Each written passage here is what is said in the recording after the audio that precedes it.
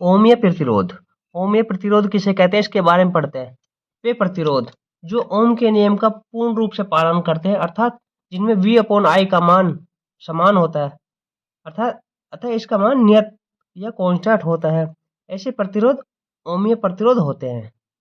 इस प्रकार के प्रतिरोध वाले परिपथ में धारा तथा विभवांतर के बीच एक सरल रेखीय ग्राफ प्राप्त होता है। सरल रेखीय ग्राफ, ये हमारा ग्राफ है,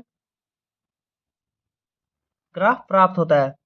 अनोमीय प्रतिरोध के जो उदाहरण है, जैसे तांबे का तार है, पारा है, टंगस्टन का तार है, ठीक है। अब इसके देखते हैं, ये हमारा अनोमीय प्रतिरोध है, इसके ग्राफ देखते हैं। ये हमारा एक्स अक्ष है और ये हमारा वाई अक्ष है, वाई अक्ष, ठीक है। ये हमारा विभवांतर है और ये धारा है, इसमें धारा है। हम विभवांतर तो धारा के बीच जब ग्राफ खींचते हैं, तो अगर हमारी विभवांतर या वोल्टेज 0 है तो धारा का मान 0.5 हो जाएगा, ठीक है। इसी प्रकार हमें अगर इसका वोल्टेज का मान बढ़ाते हैं तो धारा का मान भी बढ़ जाएगा, और इस प्रकार हमारे सरल रेखीय ग्राफ प्राप्त होता है। V/I का मान समान होता है, V/I का मान समान होता है। नेक्स्ट देखते हैं अनोमीय प्रतिरोध। अनोमीय प्रतिरोध,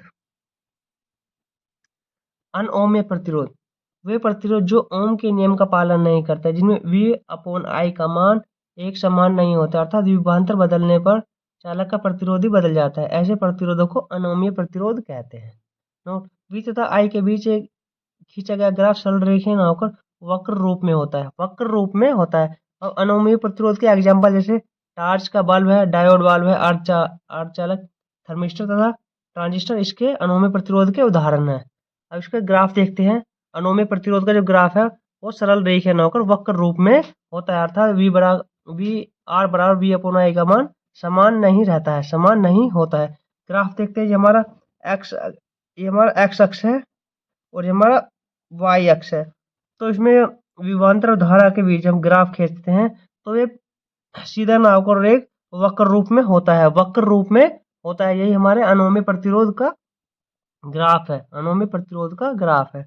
वीडियो पसंद है चैनल को लाइक करें, सब्सक्राइब करें।